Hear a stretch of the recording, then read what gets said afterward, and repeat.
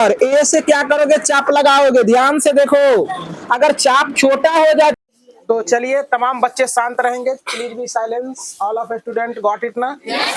तो चलिए अब हम लोग लंबे समय के बाद, छठ पूजा दिवाली के बाद हम लोग ये क्लास में उपस्थित है, तो सारे बच्चे शांत रहेंगे। और अब हम लोग करते हैं पढ़ाई। क्या करते हैं?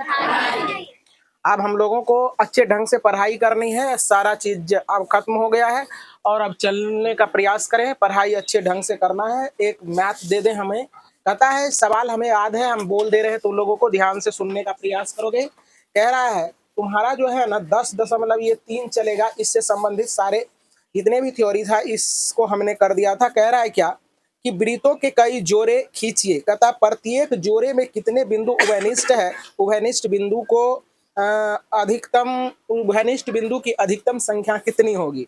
बात समझ में आ गया सारे बच्चे को? कह रहा है क्या कि आज जितना संभव हो सके उतना वृत्त आप खींचिए, लेकिन कह रहा है क्या यहाँ कि उसमें उभयनिष्ठ दो वृत्त का जोड़ा आप खींचिए। तो दो वृत्त का जोड़ा आप ऐसे खींच सकते हो पहला कंडीशन में, दूसरा कंडीशन में ऐसा खींच सकते हो, तीसरे कंडीशन में ऐसा खींच सकते हो, यही ना?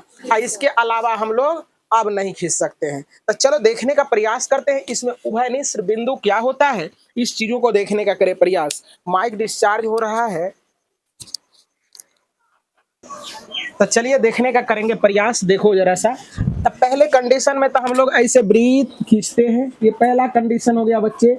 ये तुम्हारा दूसरा कंडीशन हो गया, आप इस तरह से खींच सकते हो। अब तीसरे कंडीशन में आप इस तरह से खींच सकते हो। लेकिन यहाँ क्या है, उभयनिष्ठ बिंदु तब बनता है जबकि दो वृत्त अपने आप में क्या करता है, सटता है या प्रतिच्छेदित होता है ही ना? तो देखो जरा, ये दोनों बिंदु सट रहा है कहीं दूर दूर तक, कहीं दिखाई पड़ रहा है कि सटा है? ना सटा है? क्या सो गया, ठेकुआ खाया, एनर्जी नहीं है? हाँ चलो देखो यहाँ समझने का प्रयास करो, सट रहा है क्या? नहीं सट रहा है। तो एक भी उभयनिष्ठ बिंदु नहीं है, एक भी उभयनिष्ठ बिंदु। तो उभयनिष्ठ बिंदुओं की संख्या, उभयनिष्ठ बिंदुओं की संख्या शून्य हो जाएगी। क्या हो जाएगा? इसमें कहा था उभयनिष्ठ बिंदु खोजने के लिए। तो देखो जरा सा बच्चे, इसमें लिखेंगे उभयनिष्ठ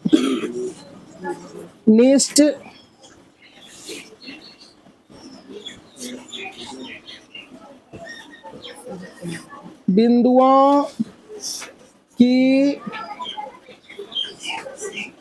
संख्या बराबर 0 हो जाएगा। बच्चे समझ में आया कि नहीं आया? पहला आपका कंडीशन हो गया, इसमें उभयनिष्ठ बिंदु नहीं होगा। अब दूसरे कंडीशन पर आते हैं, जरा सा देखो तो ये कितने जगह सटा है? एक जगह सटा है ना बच्चे, देखो यहाँ सटा है ना बच्चे। तो चलो इसमें कितने उभयनिष्ठ बिंदु हो सकते हैं? इसमें एक उभयनिष्ठ बिंदु हो सकते हैं, दिखाई पड़ रहा है ना? तो उभयनिष्ठ बिंदु,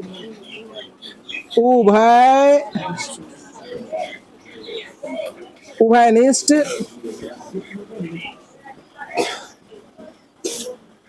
बिंदुओं की संख्या कितना हो जाएगा बच्चे?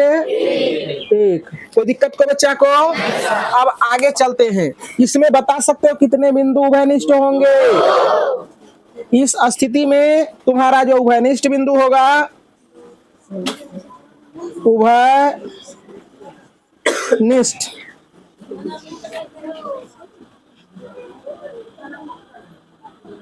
बिंदुओं की संख्या 2 हो जाएगा बच्चे।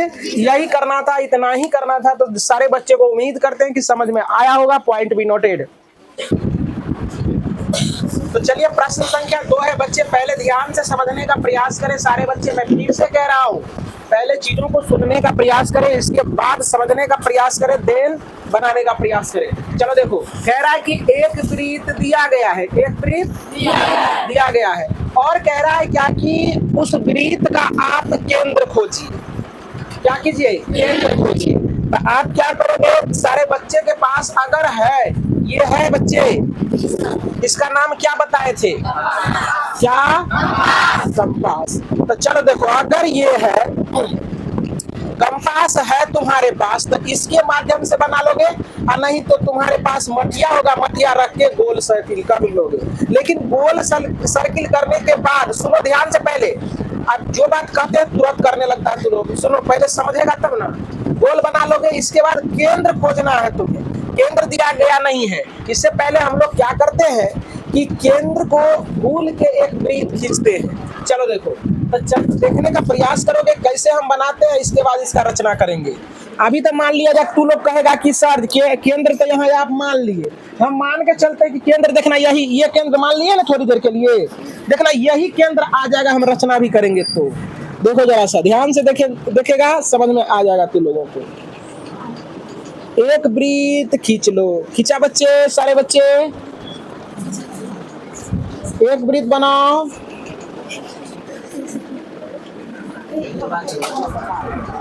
चलो देखो, एक वृत्त हमने बना दिया, माना कि हमने मुझे केंद्र पता नहीं है, मुझे केंद्र पता नहीं है। अब देखो पता करते हैं, ध्यान से देखेगा। अभी बनाओ नहीं, इतना कर लिया तू लोग, हमारे साथ काम करोगे। चलो देखो, दो गो जीवा खींच लो, जैसे जैसे मैं कह रहा हूं वैसे वैसे करिए जी। देखो, एक जीवा ये हो गया बच्चे, और दूसरी जीवा कहीं भी खींच लो, दूसरी जीवा ये है। देखो बच्चे, ध्यान से देखोगे तब होगा। दूसरी जीवा ये हो गया। अब देखो जरा, यहां हम इस जीवा का नाम देते हैं ए, इसका बी, इसका सी और इसका डी। चलो कोई दिक्कत, इतना कर लिया होगा।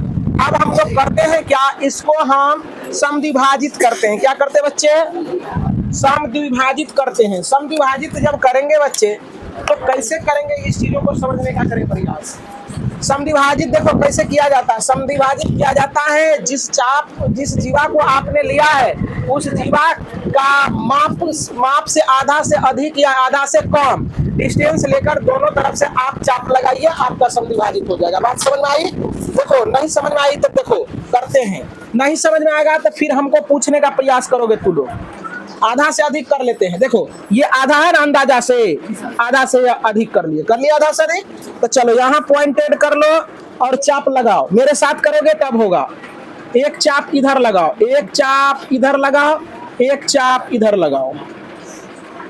लगा दिया बिना डरे हुए, लगा लिया। अब देखो यहाँ से फिर बिंदु डी से एक चाप जो लगाए थे उसको कट करो, कट किया, फिर यहाँ से एक चाप लगाओगे और दूसरे वाले पहले वाले चाप को प्रतिच्छेद करो। कर दिया, इतना काम किया कि नहीं किया? अब देखो बच्चे, इतना कर लिया तो तू लोग क्या करोगे, ये दोनों चाप के कटान बिंदु को आराम से बगैर डरे हुए, मैं फिर से कह रहा हूं, बगैर डरे हुए खींच दो। खींच दिया बच्चे, देखो जरा सा, फिर क्या करोगे तू लोग, मजा आ रहा होगा, देखने में भी अट्रैक्टिव लगने लगेगा ये चीजें। चलो देखो, अब मैं फिर कर रहा हूं। अब इस जीवा को समद्विभाजित करो, बिंदु बी से एक चाप लगाओ, लगा दिया, और यहां से एक चाप हमने लगा दिया बच्चे। अब बिंदु ए पर तुम्हारा तो चाप को आगे बढ़ा लेना है, कोई दिक्कत है ना? चाप अगर ना कटे तो थोड़ा सा आगे बढ़ा लेना है। हमने लिख रहा था, रचना लिखने का प्रयास करें सारे बच्चे। तो कहता है किसी माप का एक वृत्त हमने खींचा। 2 नंबर में हमने क्या किया, एक वृत्त पर ए बी जीवा ए बी और सी डी दो जीवा खींचा। अब क्या किया हमने कि ए बी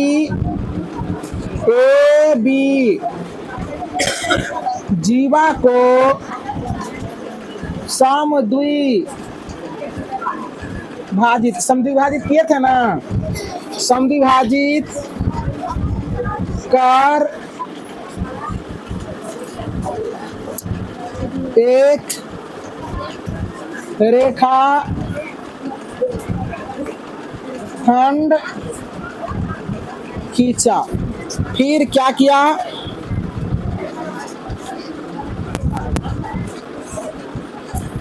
सी डी जीवा को समद्विभाजित कर एक रेखाखंड खींचा तो हमें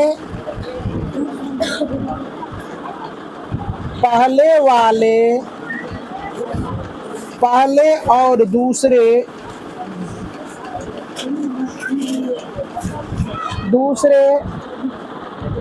रेखाखंडों